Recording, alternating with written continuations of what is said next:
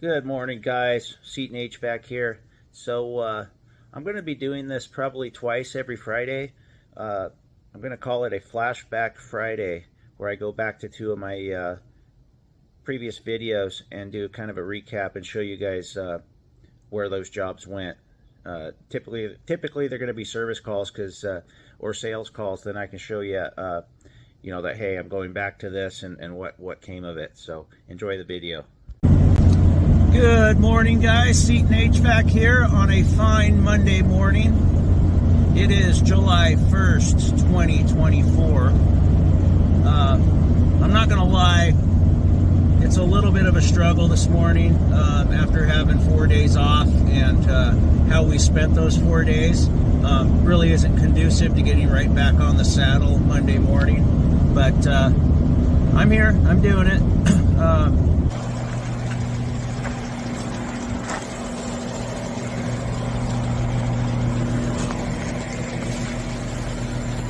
So old again that you can't read the rating plate.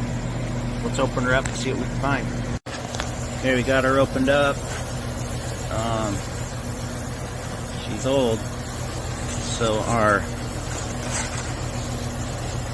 suction line is ambient temp. Let's go grab some gauges. Just what I expected. She doesn't have any juice in her. So let's go talk to the customer. I am not going to even mess with this. We have refrigerant lines that go underground into a crawl space. That's where the air handler is. Yeah, we're going to talk about system replacement. It's old. It's probably leaking because they buried the lines. Something I would never do in a million years. I hate when they do that. The leak's under there. It's not repairable. All right, guys, so I talked to the homeowner. She agreed with me. Not worth doing anything with this. It's amazing that compressor was still trying to run. God, they built these things like tanks. Probably would have killed a new one, but it's got buried lines. They're buried for a good, probably 30 feet. So I'm surprised it lasted as long as it did. So yeah, I'm going to put her together a quote for replacement, and we'll possibly be back here to do that. Yeah, she's back in here, but my access hole's big enough. It's 21 by 27, so I'm going to do some ductwork measurements and see if we can get something new in here. See if we can see the model number there.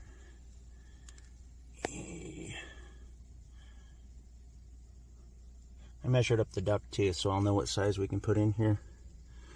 That's the electrical heat strip airflow data. Yeah. That'd be a fun one.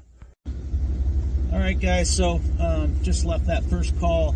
So I'm going to give them a couple of bids for heat pump location, and I'm also going to give them a quote for zoning. Sorry, there was a car going slow by there.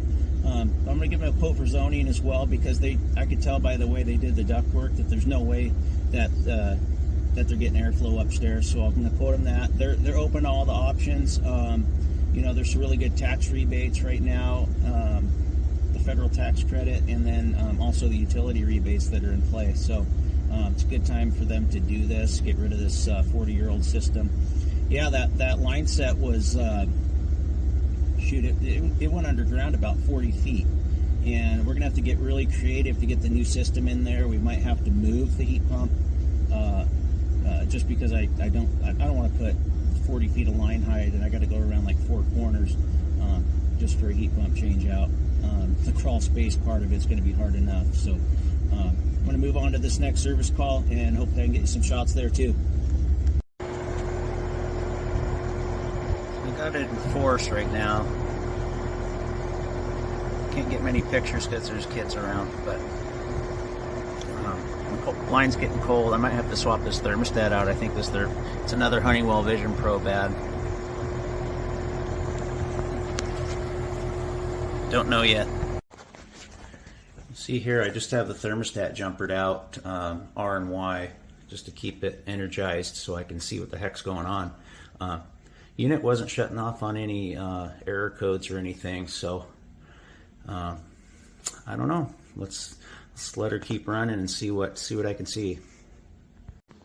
Yeah, so it's definitely not an equipment issue. We're cooling down now. We're at 55. It's getting ready to ramp up past its 55th frequency, on its way up to 100 in force mode, and it's not shutting off on anything. So I think I got another one of these Vision Pros that's shutting things down prematurely. Relays aren't clicking, something. So I think we're gonna go ahead and swap him out and see if that solves my issue. Because I mean, everything's running well. I mean, you force it into cooling, jumper it out.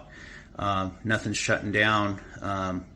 Those Bosch heat pumps are pretty smart when it comes to errors. It'll let you know if something's out of whack. So I'm gonna go ahead and swap this thermostat out. I think I'm gonna give it let it ramp up to 100%, let it run its course, and then if all is well, this thing's going bye-bye. So our return error is 69.4, 69.6. Let's go see what our supply is. So now we got 50.8, 51 on our supply side. That's pretty good considering this, the system's been shut off, and that ductwork's been sitting in that hot crawl space. So I'll take that. I know the equipment's working. I just don't know why it was shutting off other than that thermostat. So we're going to replace that thermostat and see what happens. Alright guys, pulling out of that one. So I had to get sporadic video on that one because there was kids running around and stuff, and I'll always keep from videoing when there's children involved. So just kind of got it when I could. So with all that work on this thing, now the original issue was a equipment issue with that Rheem heat pump I pulled out of there. Absolutely nothing wrong with the Bosch that I put in, made it up to this Rheem air handler. I jumpered out the wires at the stat, eliminated the thermostat as an issue, and the thing kept running. Because before, what was happening was it would kick on for 5 minutes, and then it'd just kick off for no reason, which is ridiculous. I'm so tired of these Vision Pro 8000 thermostats going kaput on me. I really am. And it's always been the TH8320 Red Link thermostats, and that's my go-to thermostat. I mean, I even have a video of how much I love that thermostat, and they keep dying on me. I have a graveyard of them warrantied out. So anyway, yeah, as soon as I change that thermostat out, everything's running fine. I cycled it numerous times. I let it run for 20 minutes, no issues. Temps are good, pressures are good.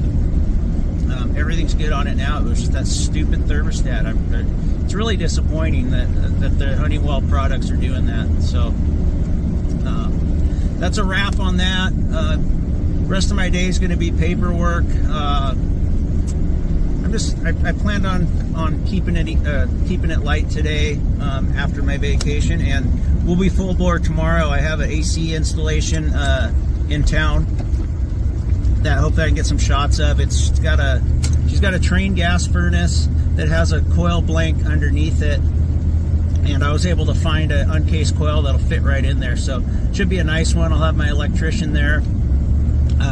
And my brother's going to be with me to help, so that'll be interesting. He's not much of a mechanical guy, but he's a good extra set of hands, and he likes to chit chat. So that'll be fun. And then the rest of the week, I have some Mitsubishi systems I need to go hook up for a customer. He just roughed in the lines and stuff. He's got some splices. He needs the flares flared to the units, etc. So I can get some shots of that most likely. So things are picking back up. I'm feeling good now. I got my blood flowing. No more vacation jet lag from me. So I'm going to be balls to the wall, hopefully all the way through the summer and into the fall and winter. So I look forward to giving you guys plenty of awesome content.